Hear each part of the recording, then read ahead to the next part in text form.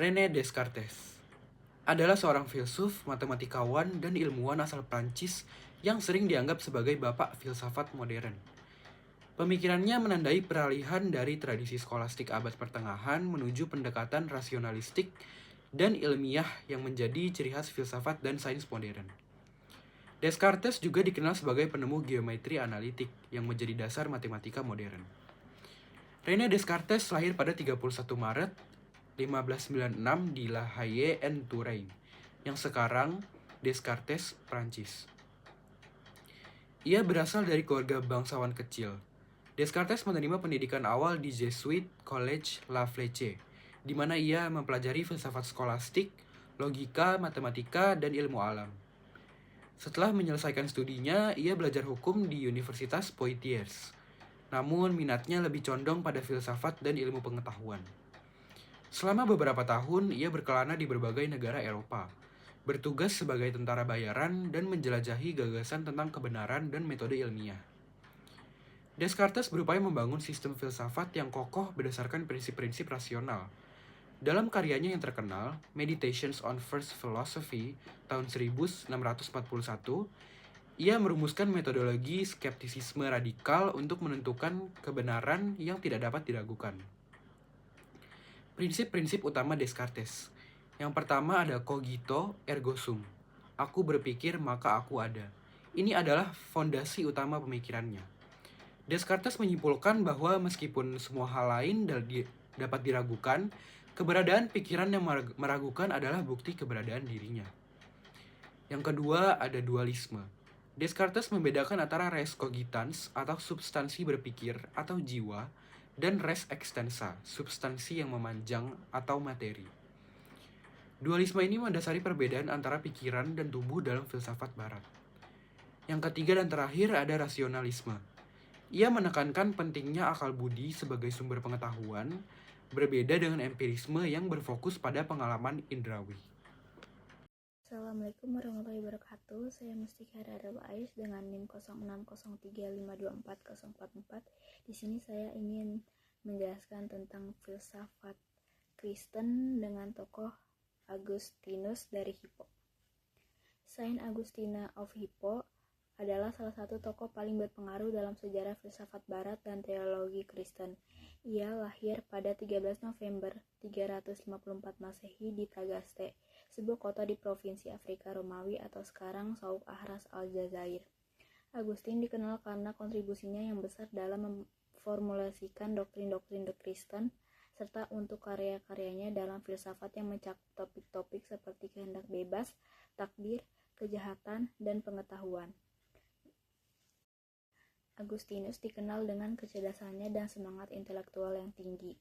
Meskipun pada awalnya ia tertarik pada filsafat, materialisme, dan hebatnya pendidikan sekuler, ia juga mulai mempelajari berbagai aliran filsafat, termasuk Manicheisme atau sebuah agama gnostik yang mengajarkan dualisme radikal antara kekuatan baik dan jahat, yang pada waktu itu sangat populer di Afrika Utara. Selama beberapa waktu, Agustinus sangat terpengaruh oleh ajaran-ajaran Manicheisme yang mengajarkan bahwa dunia ini adalah hasil dari pertempuran antara prinsip-prinsip baik dan jahat.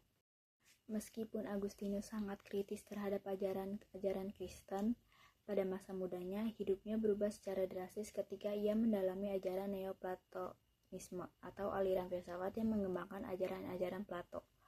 Melalui pengaruh Neoplatonisme, Agustinus mulai melihat Tuhan sebagai sumber segala sesuatu yang baik dan mulia, dan ia mulai merasakan ketidaksempurnaan dalam ajaran Manicheisme yang lebih materialisme. Pemikiran Agustinus sangat berfokus pada hubungan antara iman dan rasio, serta peran kehendak bebas dan rahmat Tuhan dalam kehidupan manusia. Filsafatnya merupakan sintetis antara ajaran Kristen dan berbagai tradisi filsafat sebelumnya, seperti Platonisme dan Neoplatonisme. Beberapa konsep utama dalam filsafat Agustinus yang sangat berpengaruh meliputi teori pengetahuan dan pencarian Tuhan. Agustinus berpendapat bahwa pengetahuan sejati hanya bisa dicapai dengan penyatuan dengan Tuhan. Dalam karya De Magistro atau tentang guru, ia mengajukan bahwa pengetahuan yang sejati tidak hanya berasal dari pengalaman inderawi, tetapi dari illuminatio yang yaitu penerangan yang datang dari Tuhan melalui rasio manusia. Agustinus memandang bahwa Tuhan adalah sumber dari segala pengetahuan dan kebenaran. Dalam Confessions, ia merenungkan bagaimana manusia menemukan Tuhan melalui pencarian batin dan pencapaian kebijaksanaan sejati yang bergantung pada pertolongan Tuhan. Ia sejalan dengan pandangan Neoplatonis yang menganggap bahwa pengetahuan tertinggi hanya dapat ditemukan melalui kedekatan dengan yang ilahi. Adapun pemikiran-pemikiran yang lainnya yaitu kepercayaan pada kehendak bebas dan rahmat Tuhan, teori kejahatan dan dosa asal, konsep kota Tuhan atau Deus Vitae Dei, iman dan rasio. Pemikiran Agustinus memberikan pengaruh yang mendalam terhadap perkembangan teologi Kristen dan filsafat Barat. Ia dianggap sebagai bapak gereja yang paling penting dalam tradisi Barat, terutama berkat karya-karyanya yang membentuk dasar dari teologi Katolik dan pemikiran Kristen Ortodoks. Agustinus meninggal pada 28 Agustus 430 Masehi di Hippo, saat kota itu dikepung oleh bangsa Vandal. Namun warisan pemikirannya tetap hidup dan dia dihormati sebagai santo dalam gereja Katolik dengan hari perayaannya diperingati pada tanggal 28 Agustus. Filsafat Thomas Aquinas, menjembatani iman dan akal. Thomas Aquinas lahir pada tahun 1225 dan meninggal pada tahun 1274. Thomas Aquinas adalah seorang filsuf dan teolog Katolik terkemuka, dikenal karena upaya gigihnya dalam menyatukan filsafat Aristoteles dan doktrin Kristen.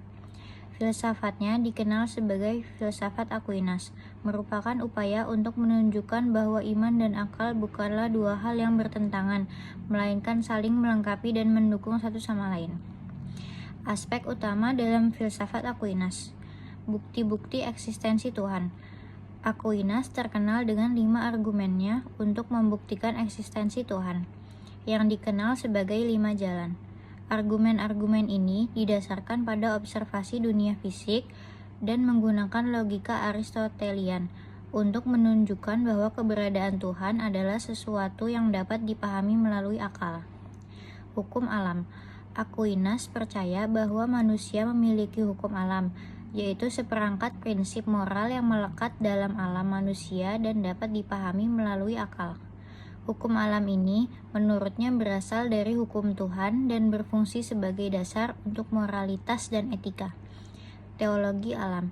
Aquinas mengembangkan konsep teologi alam, yaitu studi tentang Tuhan dan hal-hal ilahi yang dapat diakses melalui akal manusia. Ia percaya bahwa melalui akal manusia dapat memperoleh pengetahuan tentang Tuhan, meskipun pengetahuan ini tidak lengkap dan membutuhkan wahyu untuk mencapai pemahaman yang lebih mendalam. Kebahagiaan. Aquinas percaya bahwa tujuan akhir manusia adalah kebahagiaan, yang dicapai melalui penyatuan dengan Tuhan. Ia membedakan 2 jenis kebahagiaan. Yang pertama adalah kebahagiaan duniawi, yang diperoleh melalui hal-hal duniawi, dan yang kedua adalah kebahagiaan surgawi, yang diperoleh melalui penyatuan dengan Tuhan. Kebebasan manusia. Aquinas menekankan pentingnya kebebasan manusia dalam membuat pilihan moral. Ia percaya bahwa manusia memiliki kebebasan untuk memilih antara kebaikan dan kejahatan, dan bahwa pilihan-pilihan ini memiliki konsekuensi moral. Pengaruh dan warisan. Filsafat Aquinas memiliki pengaruh yang besar pada pemikiran Katolik dan Barat secara keseluruhan. Ia membantu membentuk doktrin Katolik tentang Tuhan, moralitas, dan manusia. Karyanya terus dipelajari dan dikaji oleh para filsuf, teolog, dan cendekiawan hingga saat ini. Beberapa karya utama Aquinas. Summa Theologica, karya monumental yang membahas berbagai topik teologi dan filsafat. Yang kedua, Summa Contra Gentiles, karya yang ditunjukkan untuk membela iman Kristen kepada orang-orang non-Kristen. Dan yang terakhir adalah Commentaries on Aristotle, serangkaian komentar tentang karya-karya Aristoteles yang menunjukkan pengaruh besar Aristoteles pada pemikiran Aquinas. Filsafat Aquinas menawarkan perspektif yang menarik tentang hubungan antara iman dan akal, dan terus relevan dalam dunia modern yang semakin kompleks. Karyanya mendorong kita untuk merenungkan pernyataan-pernyataan dan pertanyaan-pertanyaan mendasar tentang keberadaan moralitas dan tujuan hidup manusia. Assalamualaikum warahmatullahi wabarakatuh. Saya Nadine Sara. Di sini saya akan menjelaskan filsafat Kristen oleh filsuf John Locke. John Locke dilahirkan pada tanggal 28 Agustus 1632 di Warrington, Somerset. Keluarganya berasal dari kelas menengah dan ayahnya memiliki beberapa rumah dan tanah di sekitar Pensford, sebuah kota kecil di bagian selatan Bristol. Selain bekerja sebagai pemilik tanah, ayah Locke bekerja juga sebagai pengacara dan melakukan tugas-tugas administratif di pemerintahan lokal. John Locke pada 29 Agustus 1632 hingga 28 Oktober 1704 adalah seorang filsuf dari Inggris yang menjadi salah satu tokoh utama dari pendekatan empirisme. Selain itu, di dalam bidang filsafat politik, Locke juga dikenal sebagai filsuf negara liberal. Bersama dengan rekannya Isaac Newton, Locke dipandang sebagai salah satu figur terpenting pada era pencerahan. Selain itu, Locke menandai lahirnya era modern dan juga era pasca Descartes post-Cartesian, karena pendekatan Descartes tidak lagi menjadi satu-satunya pendekatan yang dominan di dalam pendekatan filsafat waktu itu. Kemudian, Locke juga menekankan pentingnya pendekatan empiris dan juga pentingnya eksperimen-eksperimen di dalam pengembangan ilmu pengetahuan. Filsafat Locke dapat dikatakan anti-metafisika. Ia menerima keraguan sementara yang diajarkan oleh Descartes, tetapi ia menolak intuisi yang digunakan oleh Descartes. Ia juga menolak metode deduktif Descartes dan penggantinya dengan generalisasi berdasarkan pengalaman, jadi induksi. Bahkan Locke menolak juga akal reason. Ia hanya menerima pemikiran matematis yang pasti dan cara penarikan dengan metode induksi. Tulisan-tulisan Locke tidak hanya berhubung dengan filsafat, tetapi juga pendidikan, ekonomi, teologi, dan medis. Karya-karya Locke yang terpenting adalah esai tentang pemahaman manusia, tulisan-tulisan tentang toleransi, dan 2 tulisan tentang pemerintahan. Locke menyatakan ada 2 macam pengalaman manusia, yakni pengalaman lahiriah dan pengalaman batiniah. Pengalaman lahiriah adalah pengalaman yang menangkap aktivitas indrawi, yaitu segala aktivitas material yang berhubung dengan panca indera manusia. Kemudian pengalaman batiniah terjadi ketika manusia memiliki kesadaran terhadap aktivitasnya sendiri dengan cara mengingat, menghendaki, meyakini, dan sebagainya. Kedua bentuk pengalaman manusia inilah yang akan membentuk pengetahuan melalui proses selanjutnya.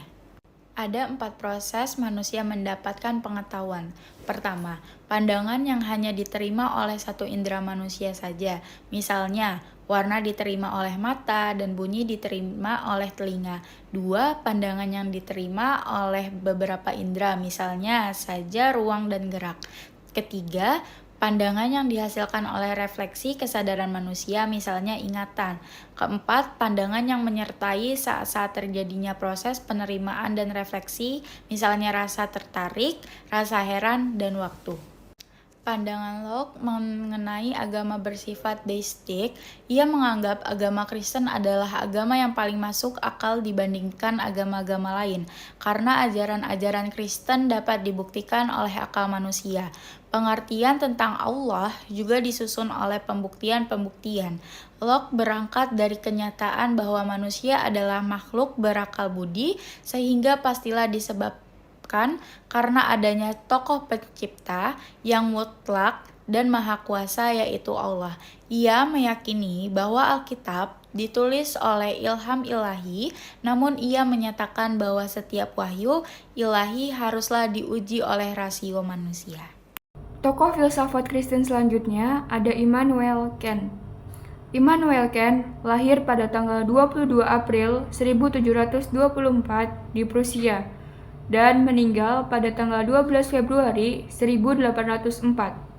Beliau adalah seorang filsuf Jerman yang karya komprehensif dan sistematisnya dalam epistemologi, etika, dan estetika sangat mempengaruhi semua filsafat berikutnya. Kant adalah salah satu pemikir terkemuka.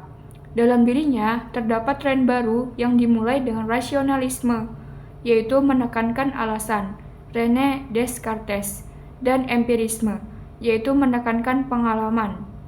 Pada tahun 1740, Kant menempuh pendidikan di University of Königsberg dan mempelajari tentang filosofi, matematika, dan ilmu alam.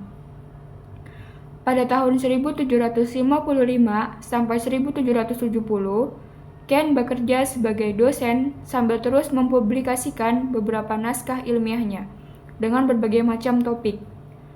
Gelar profesor didapatkan Kant pada tahun 1770.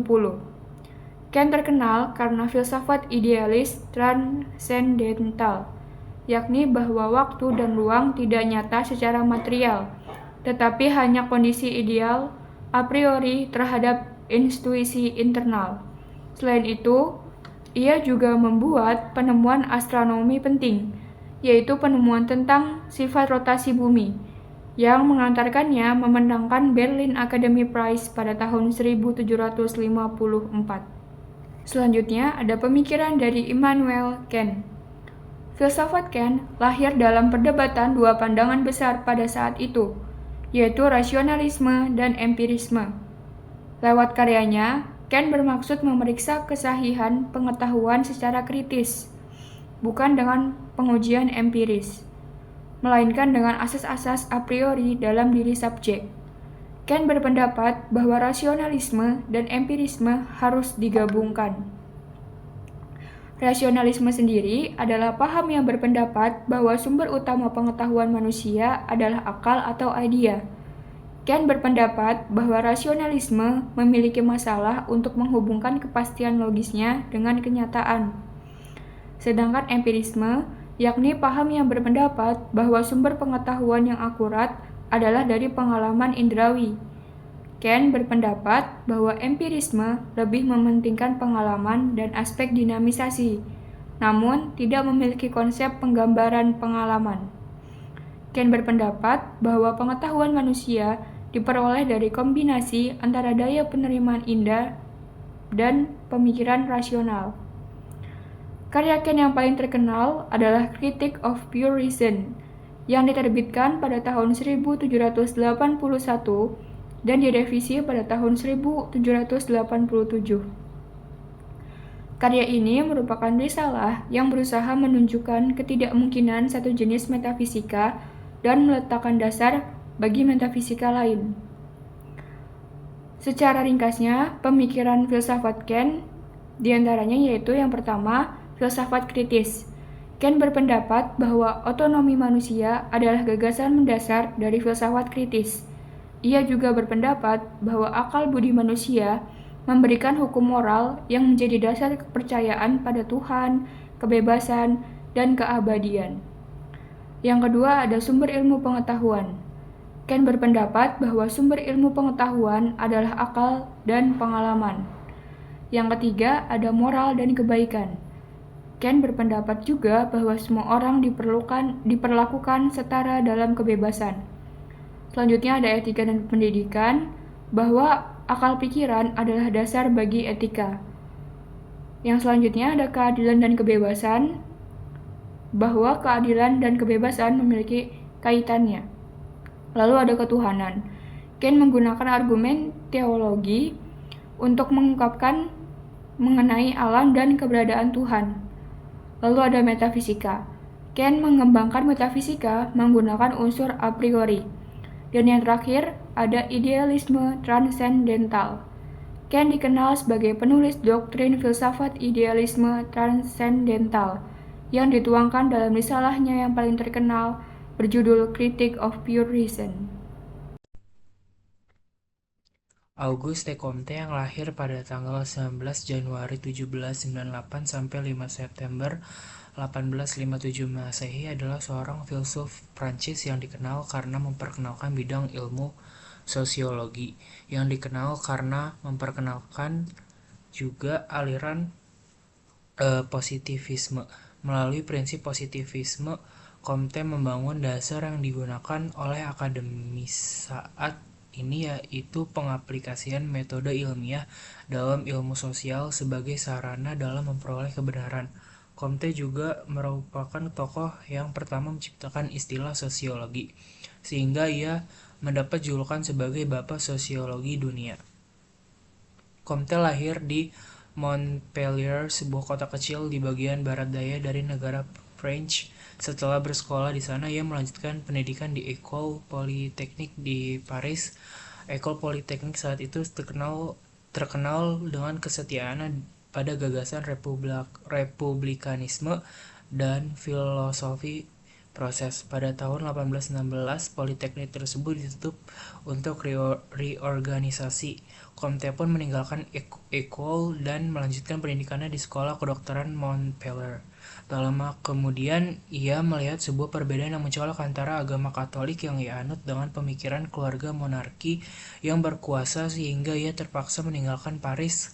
Kemudian pada bulan Agustus 1817, dia menjadi murid sekaligus sekretaris dari Claude Henry Deroufroy dan Comte de Saint-Simon, yang kemudian membawa Comte masuk dalam lingkungan intelek. Pada tahun 1824, Comte meninggalkan Saint-Simon karena lagi-lagi ia merasa ada ketidakcocokan dalam hubungannya. Saat itu Comte mengetahui apa yang ia harus lakukan. Selanjutnya meneliti tentang filosofi positivisme. Rencana ini kemudian dipublikasikan dengan nama Plan de Travaux Scientifiques Necessary for Reorganizer a Society pada tahun 1822.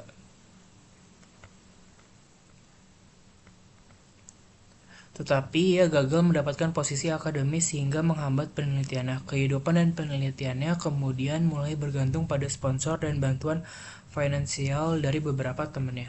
Ia kemudian menikahi seorang wanita bernama Caroline Mason.